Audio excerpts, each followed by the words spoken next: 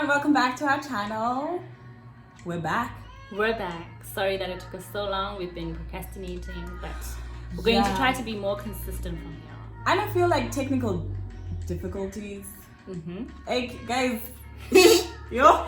I really have a newfound respect for like influencers and these professional vloggers. Yeah, guys, I think the amount of work that goes into releasing just like one video, one production is a lot of work also. Yeah.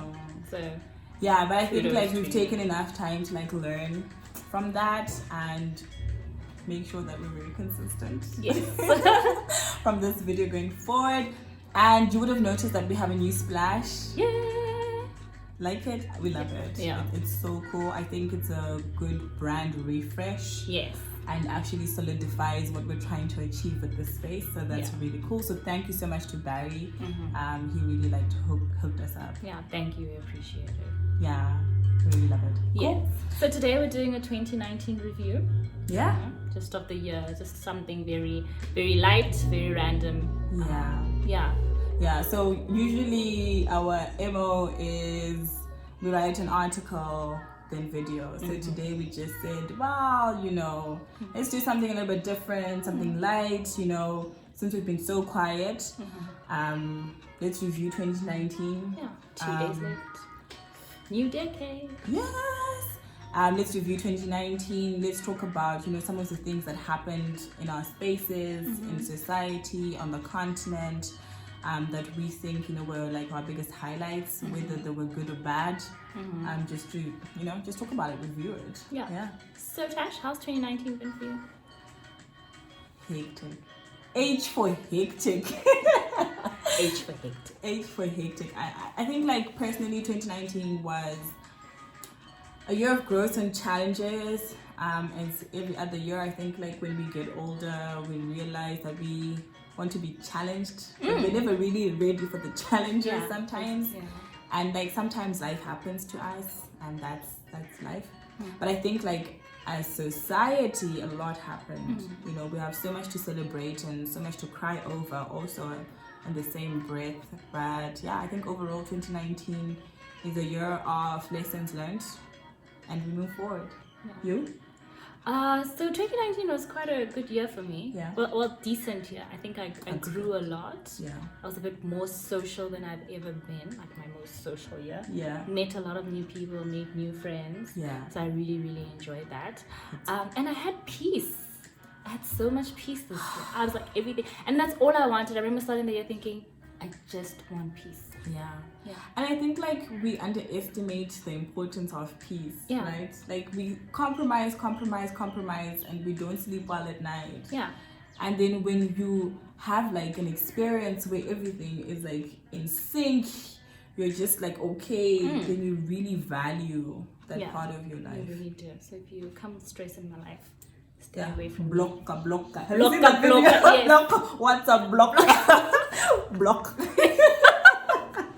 I love that video so much. My fave. I know, blocker. Right? Yes. Yeah. So peace is important, guys. So, what were some of the highlights for you for 2019? Something that stood out? So the first one for me was the Rugby World Cup. Yes. Yeah. So I mean, I wasn't really keen on I'm not keen on sports generally, but the World Cup. Yeah, I was like, another Rainbow Nation ploy. Let's unite. Kumbaya and come together. Yeah. I was just annoyed the whole time. But even on the final, I wasn't watching it. I wasn't interested. Then they came over there by the workplace, and we're standing for 3 hours waiting for them. That's dedication. And they came, and it was beautiful. Yeah. The Did you energy.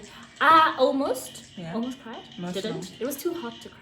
It's too hot. Too hot to cry. Like your body was fighting. My with body, other things everything right now. was comfy, and I still had to go back to work. Yes. No. Yeah. But the energy was beautiful, and then Sia stood on that, bus and holding a trophy, and it was like, look at that. It was an amazing moment. Yeah. So I think that was a victory for South Africa. And like more than just for South Africa, right? If we're being completely honest, it was also a win for people of color. That is true. It was a win for us as Black people. I think people were talking about it, and it's something we're going to talk about for years to come, right? That you had a black boy from the Eastern Cape, Yes. championing and leading a team and essentially a nation, right, to this victory. And I didn't know. Do you know that rugby is like a big culture thing in the Eastern Cape?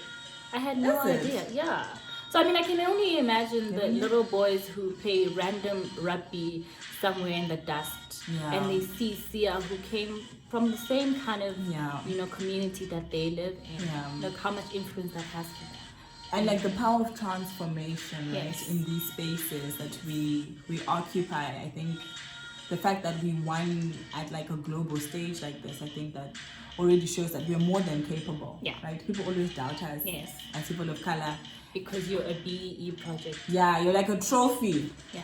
Trophy Just show your player. face. Yeah, you're just there for the points. Yeah. So I think that was really a great win. Yeah. Another great win was Miss Universe. Yes. Sozibini. Yes. That was really cool.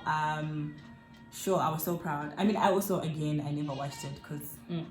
Also, me and I don't understand pageants as a concept, first of all. Yeah, but the point here is... so much to unpack. Yes, the point is that we have representation. You know, there's this black woman who is representing beauty in a different way. Yeah. And there are girls who look like her, who look like us, that are seeing her and thinking, she has hair that looks like mine. I know. That's a big deal. I mean, I think the hair thing really is something that people, I mean, even before, right, there was like commentary on Twitter saying how dare she even try and compete, like for the Miss South Africa aspect, right? Really? Yeah, it's like how dare she compete with like with her natural hair and like, but like those are self-deprecating emotions and tweets that we as ourselves put out women, into the world. Yeah, we have general insecurity. And then she won, and then we celebrated. Yes. And then she went on to win Miss Universe, and we lost our minds. Yeah. We lost our minds. I think that's a powerful narrative in itself. It is. And stories to tell for the future. It is. You don't have to compromise, guys. You really don't have to compromise. Yeah, you don't. Yeah.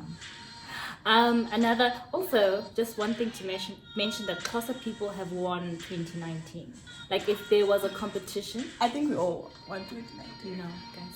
Xhosa people, they were holding. The ex-hosters have won. They were holding us like ex-hosters.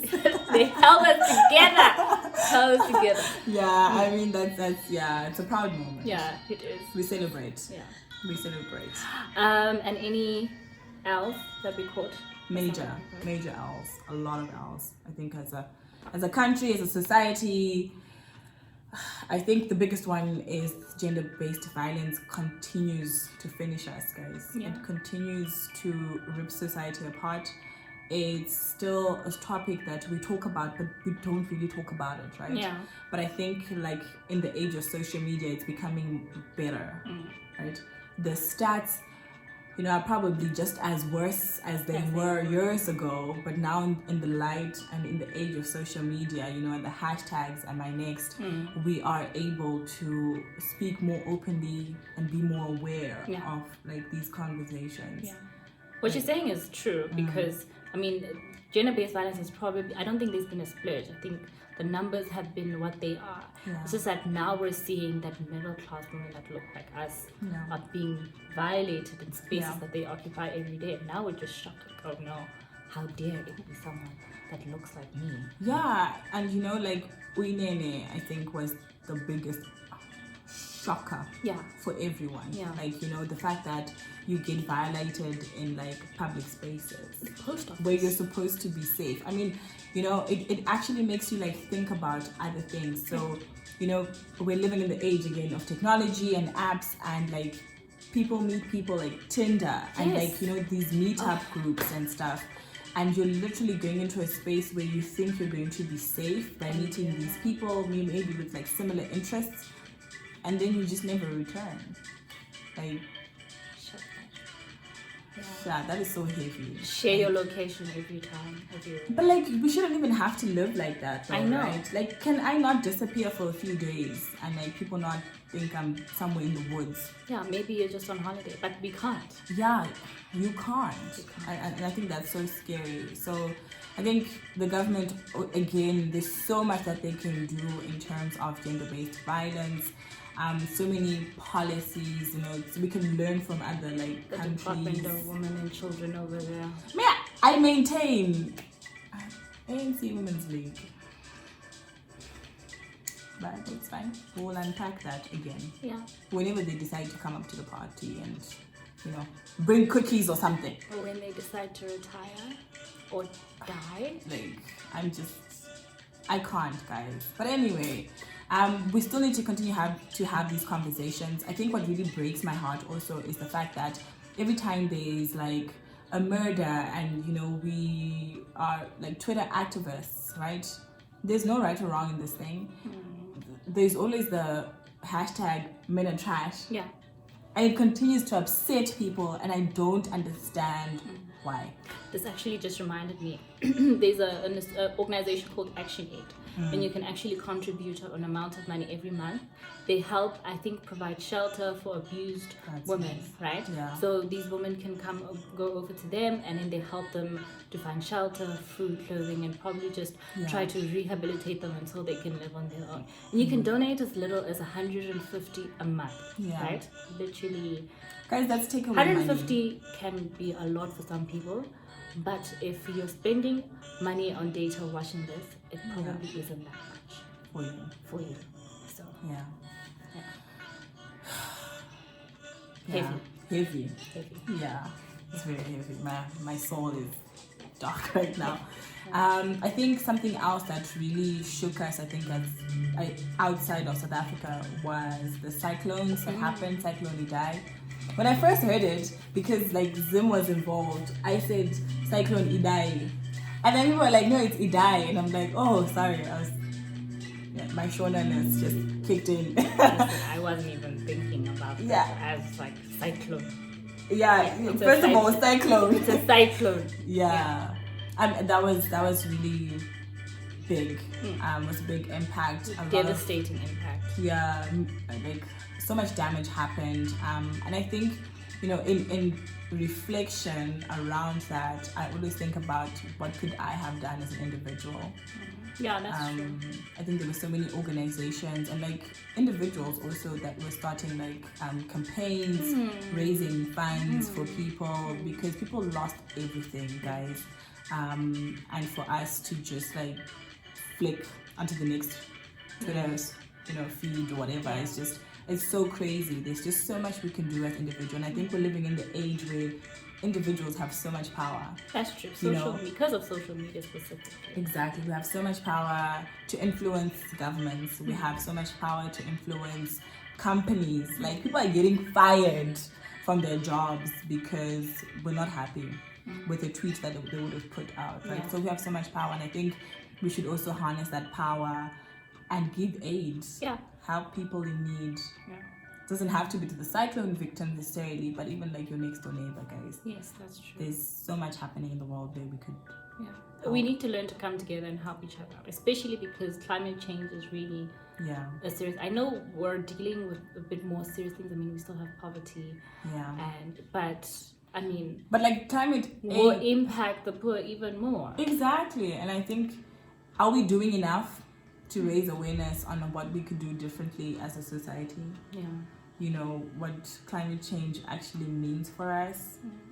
Probably not. We're not doing what we can be doing. There's so much more to be done. Educating the masses, educating ourselves. That's true. A small act can go a long way. Also, another L I think we're catching as a country, and this has been a consistent one, is the failure of municipalities in South Africa. I really think that's a really scary one, because you could open your tap one day trying to drink a glass of water and then nothing. There's no water. Like load or shedding. It's dirty water. Exactly. The upkeep though, hey? Yeah. I was reading stats from work that they put something up around like the service delivery impact, right? In like lesser communities, like townships and stuff, where people like legit are always like fighting and protesting. And like I think us who sit like in the burbs and stuff, we take a lot of stuff for granted, right? even like the load shedding thing, like we complain and we're like, we didn't have power from like 12 to like 4. And like there are people that are saying we haven't had power in 3 days. Like it just legitimately just never came back. Yeah. It was. I know my grandparents live in an area in the northwest called Jericho, and they've never had consistent running water. Guys. And I'm 20-something years old. Yeah. But like never. And like even like Never. like sanitation, right? Yeah. Like in Limpopo, for example, like there's a story that keeps coming out. Like in the 2019, people still have pit latrines at schools. But people are getting paid at municipalities and getting contracts for tenders, and these things are happening, but they're malfunctioning. They're getting audits, they're not getting clean audits. It's how municipalities are Failing a mess. us. They're failing us. So interesting enough, I was having a conversation with my mother, and she was telling me that RDPs they're built, but they don't pay rates and taxes, right? Yeah. So I understand, but I also find it shocking. Because how is the municipality of the area supposed to maintain that area, the roads and the infrastructure? Yeah. And there's so much tax money that the government collects. Yeah. Right? Because the high unemployment rate that we have generally in the country, there's just like a sizable amount of people that are actually contributing like tax. And so the fact that it's already a small pool, then you go and you mismanage. That's true. Yeah. So I can understand. I mean, as a rich person, rich people should definitely be taxed way more. They should be wealth taxed, right? But I can imagine you thinking there's wealth tax. You disagree? I'm not rich. Okay. I have nothing to disagree with. I'm not rich. But I mean, I can imagine if I was rich and I'm seeing funds being misused. Yeah, there's a I would disconnect. be upset. There's a disconnect. I would be upset. Yeah. I think one last out for me. Xenophobia, guys. Yes. It shouldn't even be coming from me. Like, we shouldn't even be having this conversation. Yeah, we shouldn't. We shouldn't have it in 2020. We shouldn't have it at all. We shouldn't. There's just so much there already. There's an education that needs to happen for everyone, for our parents, for even us people who think that we are knowledgeable and educated. Yeah. For people who live in townships and rural areas, especially them, because it truly is a fight for resources. Yeah. And I can only imagine the fear you feel from seeing someone who comes from another country but is maybe making more or seems to be more successful in your own country, and you wonder, why and how. It's really a complex situation. It is, and there's so many layers in terms of survival that goes into the attacks, right? That need to be addressed on different levels. Yeah. But I mean, we shouldn't be having the conversation, to be quite honest with you. It's true. It's quite sad. And I've been thinking about this. I mean, no one wants to leave their home.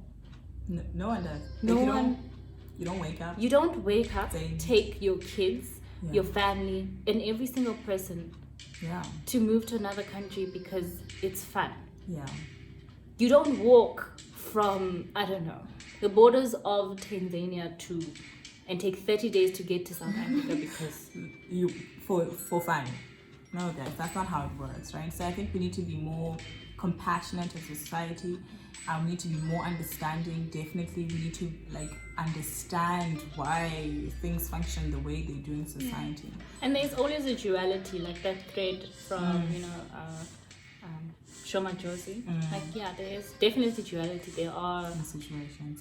There are Nigerians who are polluting society with drugs, and there are also Nigerians who are upstanding members of society who are contributing to the economy. Yeah, I think generally, I think the underlying issue is criminality, and how do we deal with that, right?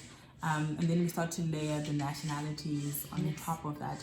I think border management is definitely a thing that any country needs to manage well. That's true. But you know, I think the issue that we deal with, especially when we have these attacks, is not about border control. It is just criminality. Yeah. I think that's what it is. Yeah. Yeah. But yeah, 2019. How was your December? My December's been good. Yeah. Lots of. Decembering is a vibe. It is. Like, and it's a verb also.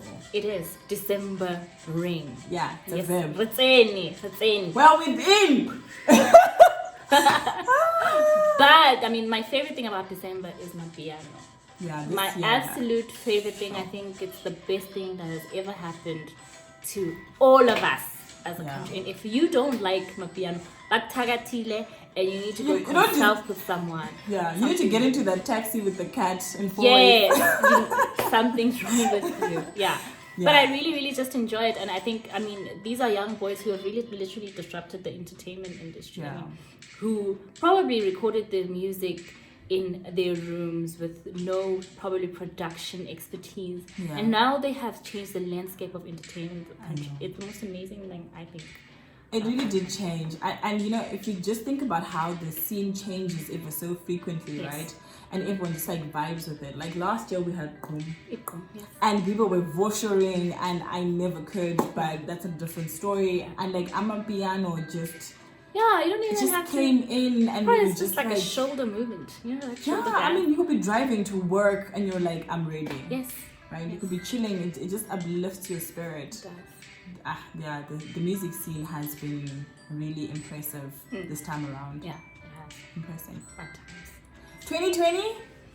2020, we're bringing out more articles consistently, more efficiently, more factual. It's going to be fun. We're going to have discussions with... We're going to be whacking. Yes, so we're going to have discussions with experts, you know, people who are well versed in the topics. And we're going to have fun. Yeah, I think it's something that you and I have sat down and we've strategized and we've spoken a lot about to say, what do we really want to do with this space? Yes. Where are we going and what does the first quarter of 2020 look like for us, right? And, you know, watch the space, like, give us the feedback. Definitely a lot of articles are going to be coming out and, you know, on brand things, you know, as things are happening, then we will talk about those things. Educating ourselves, educating you guys, educating anyone else really, and you know, eventually taking this space offline, you know, and actually being on the ground and doing this. Yes, because that's what it's about. We can have as many conversations as we want, but what are we doing with the conversations that we're having? Yeah, we need to mobilize and do certain things, you know, with the space, and I think that's what 2020 looks like. Brand refresh, everything, like we're occupying the space. Yes, we're coming. Thank you, Zosi. Everything. We're within.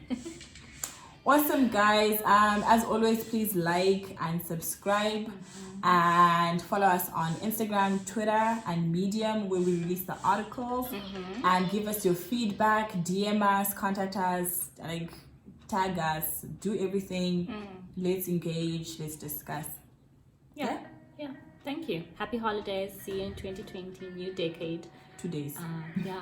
2 days. Awesome. By the time this video comes out, it might be 2020. Who knows? We'll see. It actually might. So happy 2020 if it is 2020. Because stick to your resolutions, guys. No one sticks to resolutions. Stick to them. We overate in December. That's true. Bye, guys. Bye.